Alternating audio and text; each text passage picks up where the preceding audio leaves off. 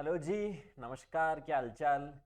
मेरा नाम है धर्मेंद्र कुमावत और अपन डिस्कस जो चैप्टर कर रहे हैं उसका नाम है पुष्पीय पादपों में लैंगिक जनन। अगर आप नीट 2026 की तैयारी कर रहे हैं या बोर्ड एग्जाम देने जा रहे हैं तो ये जो वीडियोज़ है काफ़ी हेल्पफुल आपके लिए रहेंगी, क्योंकि इसमें बहुत सारे ट्रिक्स मैं आपको बताऊंगा, बहुत इजीली आपको समझाऊंगा एनसीईआरटी की एक एक लाइन। और साथ में एक और ज़रूरी बात, एनसीईआरटी में जो करेक्शंस है वो भी आपको साथ साथ में मैं बताता हुआ चल रहा हूं। अपन ने इस चैप्टर के 3 जो लेक्चर है पहले से डिस्कस कर लिए हैं। परिचय डिस्कस कर लिया था, लैंगिक जनन की घटनाएं डिस्कस कर ली थी, पुष्प के बारे में देखा था, जहां पुंकेसर तक अपन ने पूरा डिस्कस कर लिया है। अब इसके आगे अपन चल रहे हैं। आज का जो लेक्चर होगा वो आपके पास होगा लघु बीजाणु धानी और लघु बीजाणु जनन। ठीक है, उसको अपन स्टार्ट करते हैं। किसी भी टाइप का आपको डाउट रहता है तो कमेंट सेक्शन खुले हैं, कमेंट करके आप लोग पूछ सकते हैं। 100% आपके कमेंट का जवाब यहां से दिया जाएगा। अब बात करेंगे लघु बीजाणु धानी की, तो थोड़ा सा रिवाइज मैं आपको यहां से करवाता हूं। पुंकेसर की कुछ इस टाइप से स्ट्रक्चर थी। ठीक है, सबसे ऊपर वाला जो पार्ट था उसे अपन ने कहा था पुंकेसर, सॉरी, परागकोश। पुंकेसर में सबसे ऊपर वाला जो पार्ट था उसे अपन ने क्या कहा था दोस्तों? उसे अपन ने कहा था परागकोश। और नीचे वाला जो लंबा पतला था उसे अपन ने बोला है तंतु, या इसे कहते हैं फिलामेंट। ठीक है, परागकोश में अपन ने बात की थी कि 2 पालियां इसके अंदर होती है। कितनी पालियां होती है? 2 पालियां इसके अंदर होती है इस टाइप से। और एक पाली के अंदर प्रवारक, या जिसे कहते हैं कोष्ठ, दोनों शब्द ध्यान में रखने, प्रवारक भी कहते हैं। तो एक पाली के अंदर कितने कोष्ठ होते हैं दोस्तों? इसके अंदर 2 कोष्ठ आपको देखने को मिलेंगे यहां पर। तो ये जो प्रवारक या कोष्ठ आपको बताए जा रहे हैं, कितने हो गए? टोटल 4 हो गए। और चारों कोनों पर आपको देखने को मिलेंगे चतुष्क इनकी संरचना हो जाती है। चतुष्क कोणीय इनकी संरचना यहां से हो जाती है। किस टाइप की संरचना हो जाती है दोस्तों? तो यहां इसकी संरचना हो जाती है चतुष्कोणीय। चारों कोनों पर एक एक आपको देखने को मिलेगा यहां पर जो कोष्ठ है वो। और एक कोष्ठ के अंदर क्या होगा? एक कोष्ठ के अंदर एक लघु बीजाणुधानी होगी। लघु बीजाणुधानी होगी। अब यहां से आज का सेशन अपना स्टार्ट हो रहा है, बहुत अच्छे से देख लीजिएगा, नोट जो करना है वो नोट कर लीजिएगा। तो एक कोष्ठ के अंदर एक लघु बीजाणुधानी होगी, तो 4 के अंदर कितनी हो जाएगी? 4 यहां से हो जाएगी। सिंपल सी बात है, कोई दिक्कत वाली बात ही नहीं है इसके अंदर। अब सुनना बात को, बहुत ज्यादा इंपॉर्टेंट एनसीईआरटी में एक स्टेटमेंट भी लिखा है कि जब, कब? जब आपके पास, जब तक पुंकेसर या परागकोश की बात कर रहे हैं, परागकोश अपरिपक्व है, तब तक तो कोई दिक्कत वाली बात नहीं है। लेकिन जब परागकोश आपके पास क्या हो जाता है?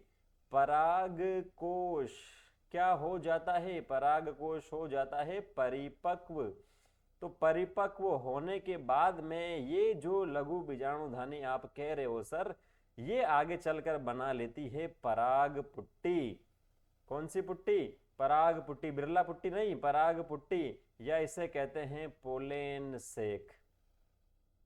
क्या बोलते हैं? पोलेन सेक। जब परिपक्व होगा उसके बाद में पराग पुट्टी। ठीक है, सेक का मतलब एक कक्ष कह सकते हैं उसे, जहां पर पराग कण होंगे बहुत अधिक संख्या में। ठीक है बात। तो अब जो परिपक्व होगा वो प्रोसेस भी अपन देखेंगे, परागकण की जो प्रक्रिया है वो भी यहां से अपन डिस्कस करेंगे। सबसे पहले जो लघु बीजाणुधानी आप बोल रहे हो सर, उसकी संरचना में अपन चलते हैं।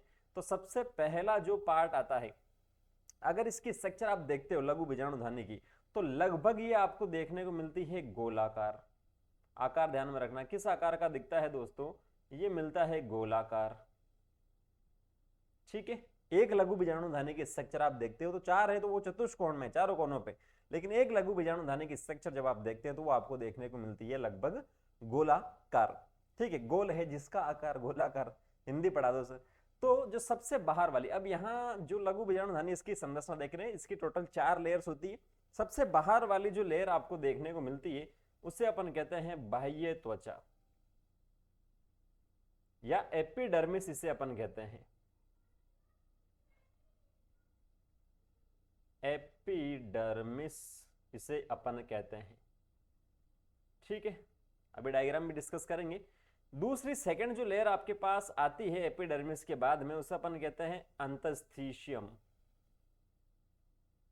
थीशियम, ये एंडोथीशियम इसे अंग्रेजी में अपन कहते हैं। याद रखो तो ठीक अंग्रेजी वाला, नहीं तो कोई दिक्कत वाली बात नहीं है, रखोगे तो ज्यादा बढ़िया रहेगा।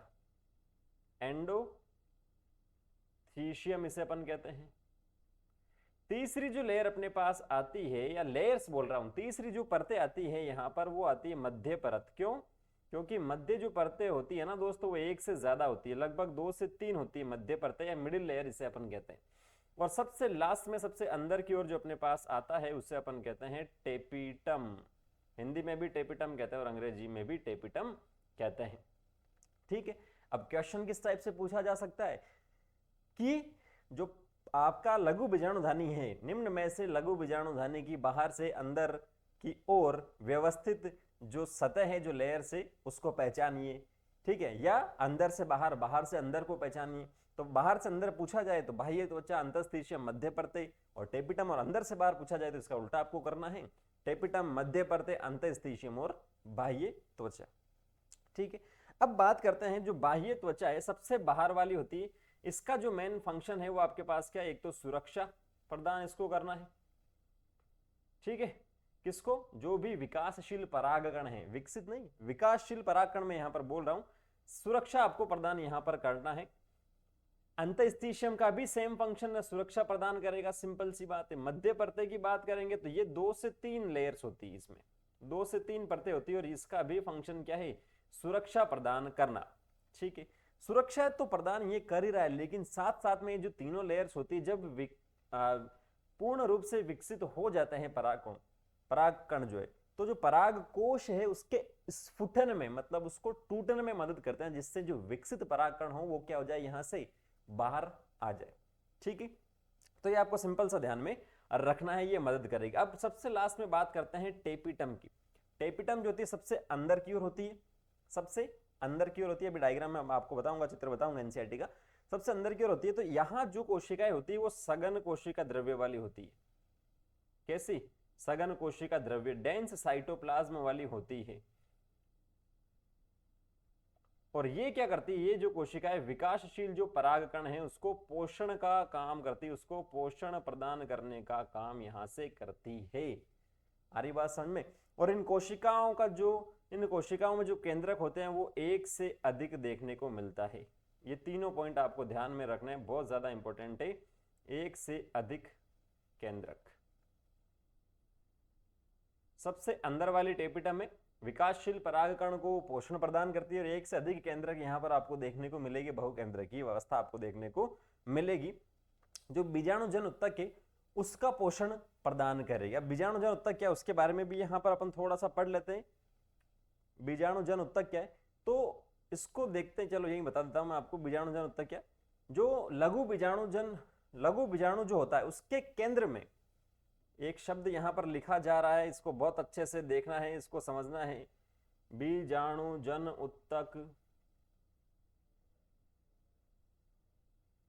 बीजाणुजन उत्तक। अब सब शब्द तो मैंने क्या लिखा है दोस्तों? उत्तक। और उत्तक का मतलब क्या था? रटने की बिल्कुल भी जरूरत नहीं है, रटने की बिल्कुल भी जरूरत नहीं है। मैंने लिखा बीजाणुजन उत्तक। उत्तक का मतलब होता है कोशिकाओं का समूह। ठीक है, तो यहां बीजाणुजन उत्तक का सिंपल सा मतलब है ऐसी कोशिकाओं का समूह, चाहो तो आप लोग लिख लीजिएगा, ऐसी कोशिकाओं का समूह जो सजातीय हो। क्या हो? सजातीय, जिसकी जाति समान हो, मतलब स्ट्रक्चर वगैरह समान हो। सजातीय कोशिकाओं का समूह,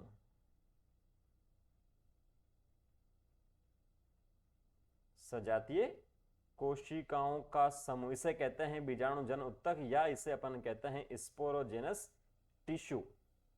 इंग्लिश में कहते हैं स्पोरोजेनस टिश्यू या सजातीय कोशिकाओं का समूह। आ गई बात समझ में?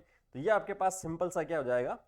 ये आपके पास सिंपल सा हो जाएगा। जो बीजाणुजन है आपके पास, उसके स्ट्रक्चर की बात करें तो सिंपल सा आपके पास ये, अब यहां पर अपन लघु बीजाणुधानी की स्ट्रक्चर की बात करें, यहां एनसीईआरटी का डायग्राम आप लोग देखिएगा तो समझ में आपको आएगा, तो इजीली समझ में आ जाए, कोई दिक्कत वाली बात नहीं। लघु बीजाणुधानी या माइक्रोस्पोरेंजियम जिसे अपन कहते हैं। सबसे बाहर वाली जो मैंने त्वचा आपको बताई थी वो आपके पास कौन सी हो जाएगी? एपिडर्मिस। ठीक है, ये रही एपिडर्मिस। अलग मार्कर से इसको दिखाते हैं अपन। एपिडर्मिस, यह बाह्य त्वचा। यहां क्या लिखा, अंतर त्वचा। ठीक है, समझ में आ रही है बात करेक्शन की। दूसरा जो लेयर होती है वो आपके पास है अंतस्थीशियम। ठीक है, तीसरी जो होती है मध्य परत, देखेंगे एक से ज्यादा इन्होंने एरो कर रखा है यहां पर इस डायग्राम में, तो मतलब 2 से 3 ये होती है। चौथी आपके पास होती है टेपिटम, जहां पर सघन कोशिका द्रव्य मिलता है और एक से अधिक केंद्र यहां पर आपको देखने को मिलेगा और ये पोषण प्रदान यहां पर करता है। क्लियर है बात।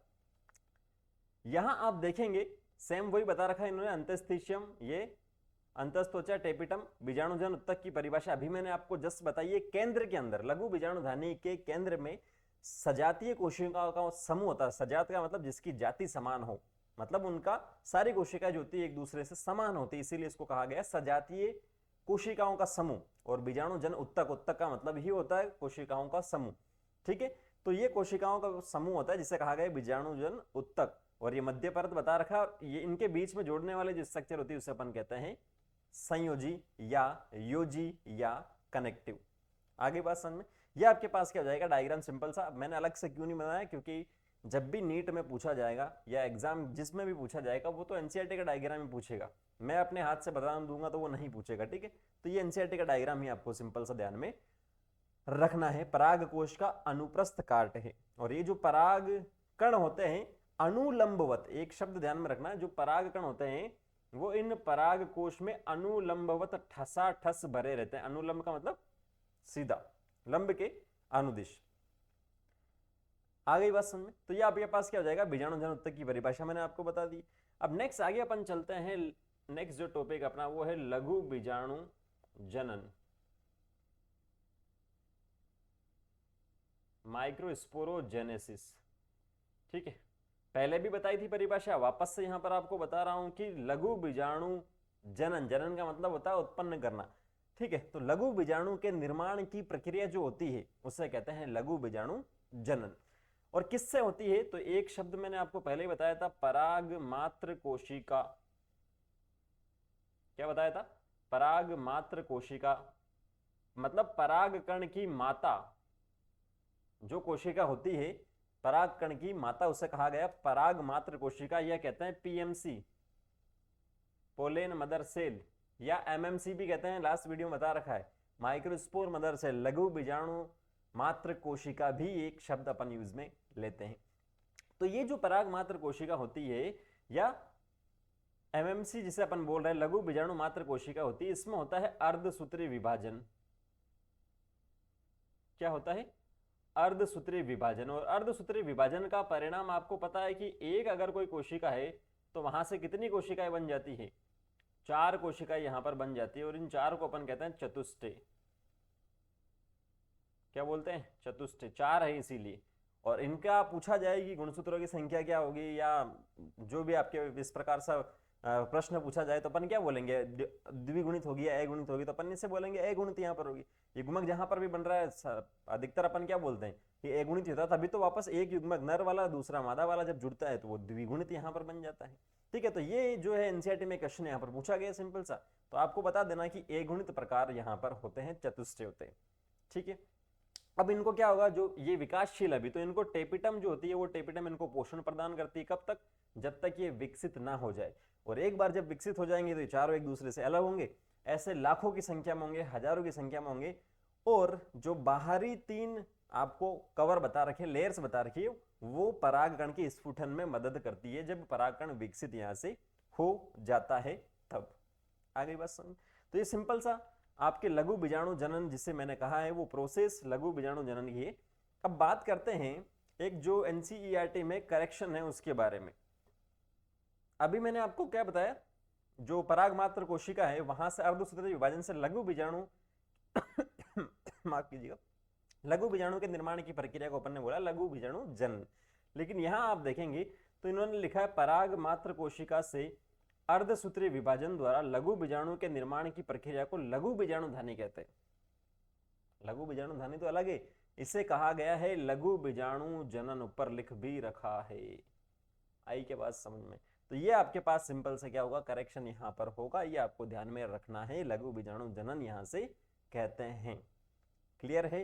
तो ये वाला जो पॉइंट है चतुष्टय के बारे में मैंने आपको बताया, ये प्रश्न जो यहाँ लिखा है लघु बीजाणु चतुष्टय वाला ये प्रश्न लिखा है, इसके बारे में भी मैंने आपको आंसर यहाँ से दे दिया है, ठीक है। तो ये वाली प्रोसेस यहाँ पर कंप्लीट होती है लघु बीजाणु धानी की और लघु बीजाणु जनन की। नेक्स्ट सेक्शन में अपन मिलेंगे पराग कण जो बना है उसकी संरचना के बारे में। क्यों? क्योंकि अपन ने निषेचन पूर्व घटनाएं देख रहे हैं और निषेचन पूर्व में सबसे पहली घटना कौन सी? युग्मक जनन, युग्मकों के निर्माण की प्रक्रिया। तो परागकण अपना बना है नर के अंदर, तो इसकी संरचना देखना भी जरूरी है कि बाह्य चोल क्या, अंतःचोल क्या, शेप वगैरह वो सारा अपन यहाँ से सब कुछ डिस्कस करेंगे। किसी टाइप का आपको डाउट रहता है तो कमेंट सेक्शन खुले, कमेंट करके आप लोग पूछ सकते हैं। मिलते हैं नेक्स्ट में। Thank you.